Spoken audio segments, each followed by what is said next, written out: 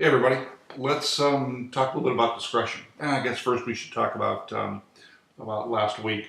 I'm doing this video a little bit earlier. What I try to do with the videos is to do them do them late, so that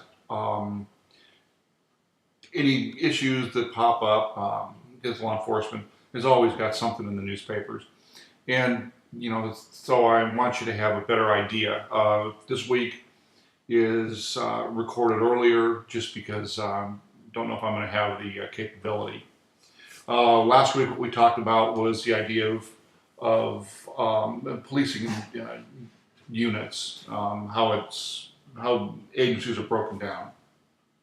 Things that are important for you to remember is that idea of the mission, vision, values, and how everybody's got it, but many don't follow it. It's the way it is. And if you go into an agency, if you're there as an intern, or you're there to visit, or you can make a report at the front desk, look around and you may see the mission statement, maybe vision and values, pinned up someplace. See if you can pull that from how the employees operate, what they're doing. Then the other issues we went through, I'm an old SWAT guy, and so I kind of have a warm spot in my heart for men and women that take those kind of risks and keep themselves in that kind of condition to be able to operate in difficult environments. Whether it be high threat environments, or cold or heat or wet or rain or whatever other bad thing you can imagine to have happen. Whether it's something really, really, really bad and dealing with chemical agents. Quite a bit of training since September 11th, 2001 has gone into terrorism response. And a lot of that really isn't pleasant. You're humping around all your gear in at least personal protective equipment, being exposed to things that were meant to be out there to kill people. So the SWAT guys, guys and girls have my admiration. When we talk about the militarization of the police, well, that's a difficult topic. You see those guys that are standing out there at these protests, and maybe they have shields, maybe they don't, batons, and they're getting rocks and bottles and feces and urine and human variety thrown at them by protesters, and some of the protesters are black bloc kind of people, and they're professional protesters, and it doesn't matter what kind of anti-government protest it is. They may be there, and they're there to agitate, they're there to cause a problem, they're there to get in fights. The Antifa or whatever, however it's going to be pronounced. Same thing with them. They're not there to bring a point across. They're there to agitate. They're there to cause a problem.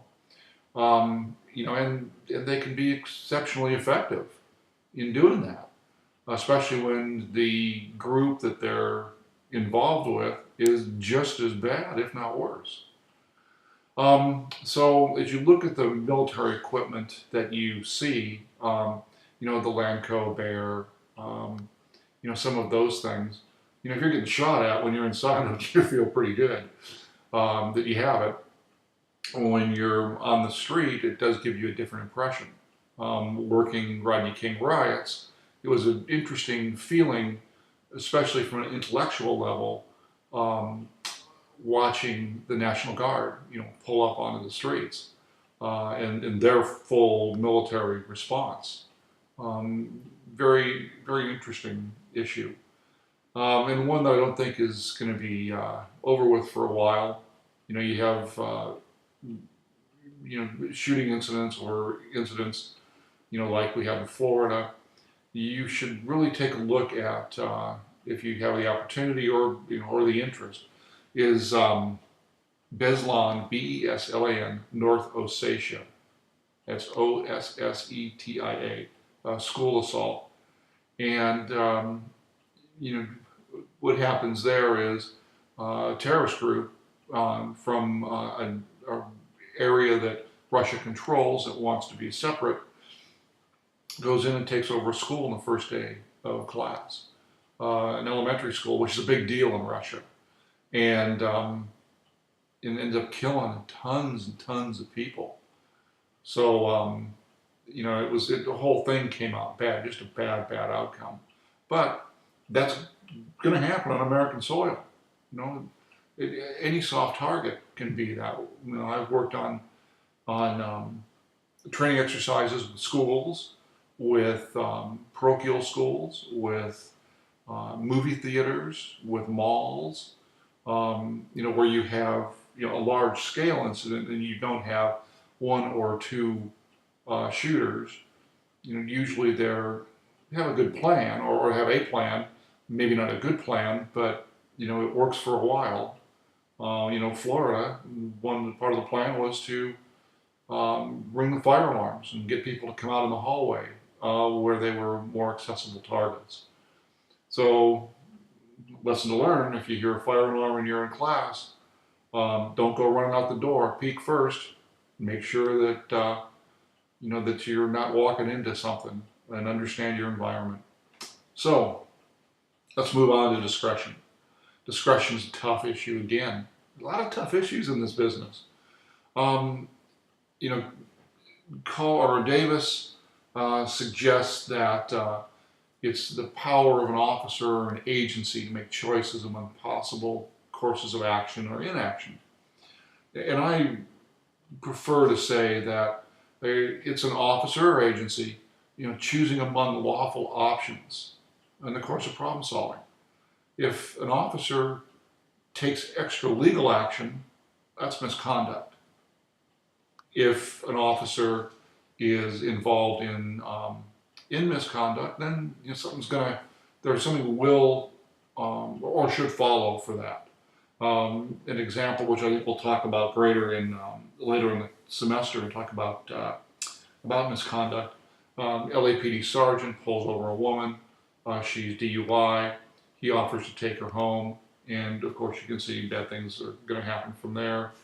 Again, it was arguably a lawful option right up until they got to the person's apartment, and and then say bad things happen from that point. So you have lawful options and misconduct. The problem is with policing is you have to apply discretion, and discretion may be taking enforcement action, or it may be taking enforcement action. I was watching your favorite show, and come on, I know it is, Cops last night with Chris, and there was a vignette where the cops, a woman and her daughter, 20-year-old daughter, call the police because they're like a drive-through of a restaurant, and some fool walks up and exposes himself. So that's the initial call.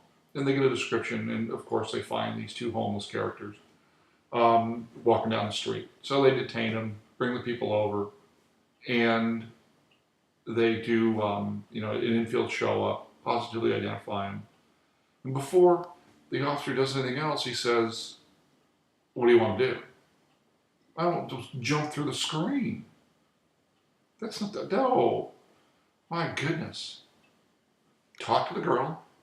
See what's going on, what she saw. Do you have a violation? If you have a violation, it's a misdemeanor not committed in your presence. But the guy was drunk on top of it.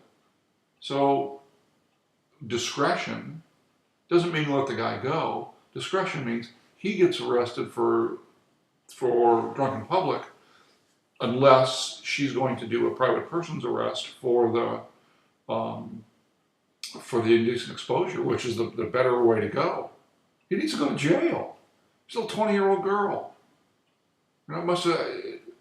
Initially it must have scared her to death, which is what most people that do indecent exposure are trying to do, is trying to get that shock value.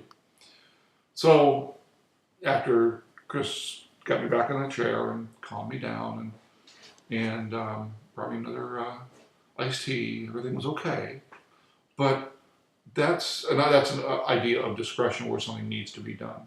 Another example is um, 8, 10-year-old girls are selling lemonade in a corner, and two local knuckleheads drive up, park their car, walk up, and intimidate the girls and take their money, steal the money that they have. Now, they've got plenty of prior arrest records. They should know better. And how American is that? I mean, sitting out doing lemonade, selling lemonade. So they got arrested for robbery. And eventually it was theft, and it was plea bargain down to a low-level crime. But nonetheless, they needed to know that you just don't do that. And I was just shocked by that. In PowerPoint, I give you some ideas of things to think about for when it comes to discretion and how discretion is operated. Get just a couple, 3 things for you to run through. Think about them, because they happen. They happen to officers all the time, and you have to make a decision. And if you go, oh well, citation, I would suggest maybe you're not taking it as seriously as you should. So that's the concept of discretion. Look at the factors, and you might want to make sure that you have some notes on those, because you may see those again. And and attitudes. When it talks about the police subculture, cynicism, suspicion of the public, authoritarianism. Well, yeah, right. Think about that. You're cynical or officers are cynical because they see every silly thing that people do. They get lied to all of the time. People lie when the truth would get them out of trouble. It's amazing. Again, watch your favorite TV show. Watch Cops a little bit. People always lie to them. Very seldom do you have somebody say, okay, here's the real deal. And when they do, it's usually after 3 or 4 lies don't work. Suspicion of the general public. Well, yeah. Because the general public, people come out of that group and try to hurt you. They hurt other people. They victimize other people. Authoritarianism. I'll tell you what, you go into a hot scene and you need to take control now. You don't have the time to discuss options with somebody, to tell them, that it would really be best if they did this or if they did that. You need to take control. Imagine it's something simple as a traffic collision scene, and you've got 2 people, cars are at the side of the road, 2 people standing in between the 2 cars, exchanging information. Well, that's a really good way to go from being 6 foot tall to being 4 foot tall. Because when the drunk driver comes by and crashes into one of those cars, and the 2 cars get squished together, that's what's going to happen to the people in between the cars. As you drive by little minor accidents, look, I'd say 50% of the time or better, people are standing in between the cars while they are exchanging information. But in that, if you go, hey, how's it going? Good to talk to you guys. Everybody's okay. Hey, by the way, you might want to go stand. Well, the time you're doing all of this, that DUI could come by, and now people are going to want to know why you didn't do anything. Yeah, authoritarianism, it shouldn't really surprise anybody. Police are authoritarian. They got to get stuff done, and they got to get done now. So take a look at the theories of subculture. You get indoctrinated into that subculture the second that you start to go through the process to get hired, and it continues, until you retire or quit, get fired, or otherwise leave, medically retire. Hopefully, nothing really, really bad happens to you. But that police subculture Absolutely. But you know what? There's an engineer subculture. There's a college professor subculture.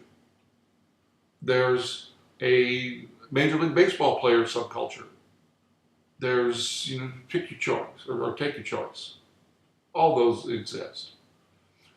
And then the last thing we talk about is stress. I think there's a video up this week that will be helpful for you as you look at police suicide.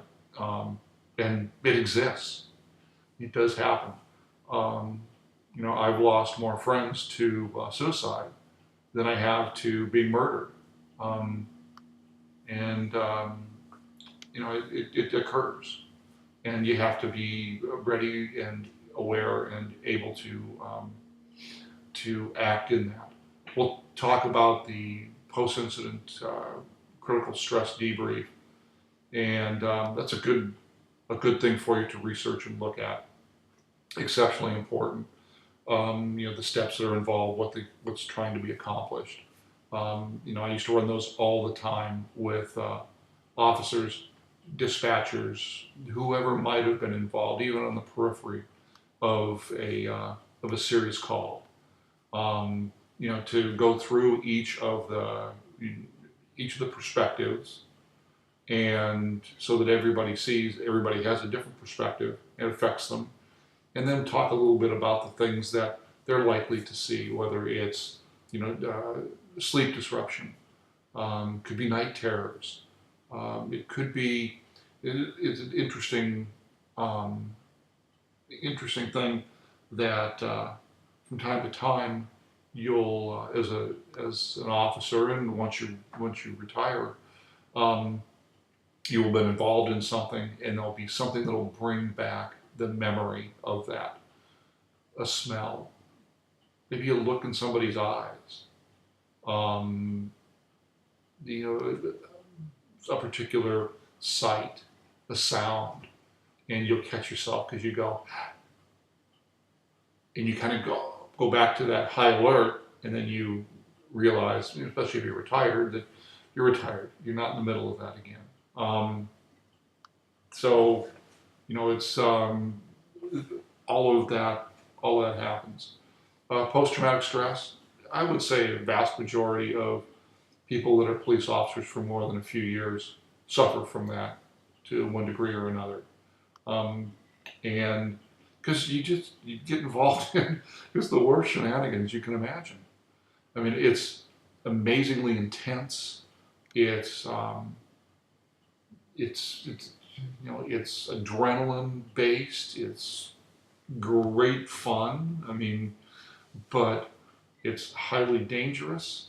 And I think a good example of all this is going to be, we'll probably never hear the result, but the final outcome 10 years from now from Florida, and what happens to the officers, paramedics that were involved, the officers and fire, EMS people. What happens to them? How many retire? And how many have storied careers? How many struggle? Especially now that there's all kinds of conflicting information about what happened. When you look at any police incident, how many of you, and I will bet more than a few, right after the shooting in Ferguson, immediately listened to the media, took what the media said, and thought, oh my God, how could the officer murder that person with their hands up? Because that became the narrative. And it's not what happened. That's not what happened.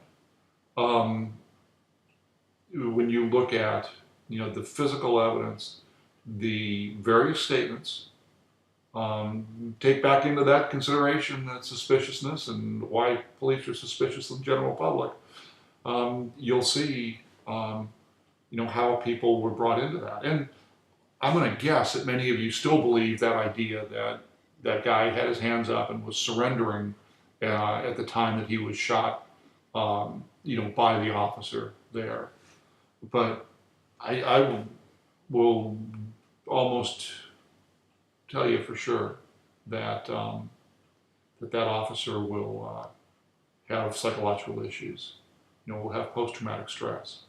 And a lot of it's brought on by the media, public opinion. Florida is going to be the same way.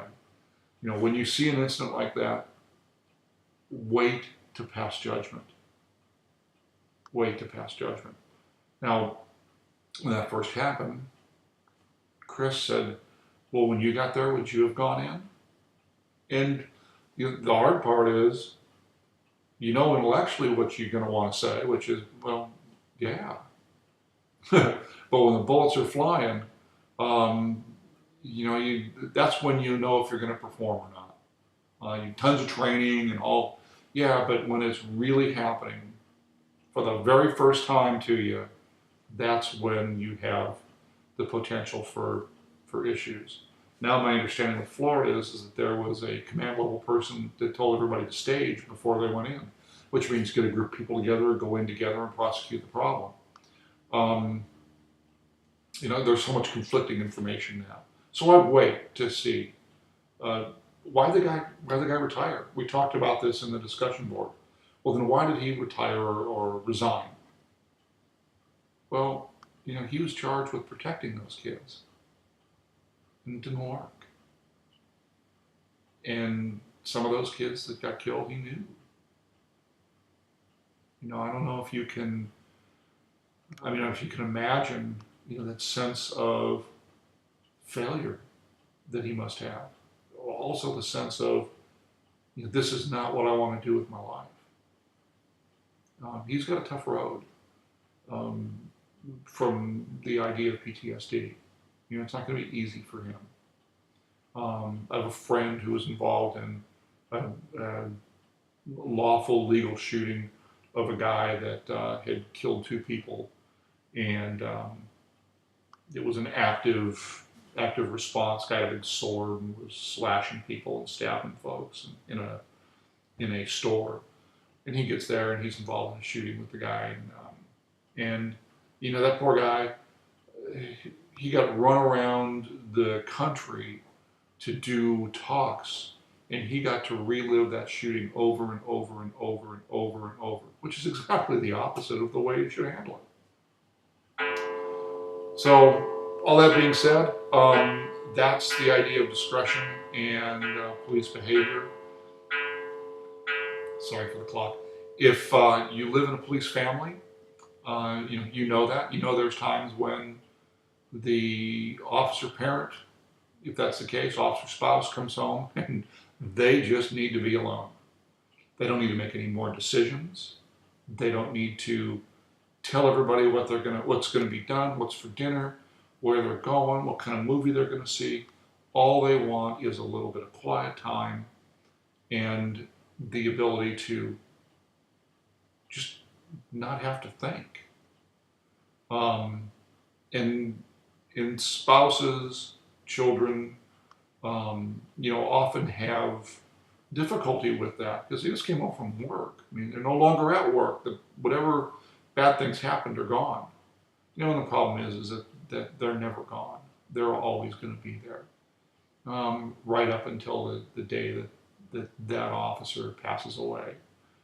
Everybody that's been an officer for more than a couple of years, you can dodge stuff for a couple of years, but in the end, if you're there longer than that, you're going to be right in the middle of stuff that you would see in a horror movie, except it's live and it's happening in front of you. So with that said, say this is a little bit early. We'll see what happens in Florida, and I'll see you guys all in class.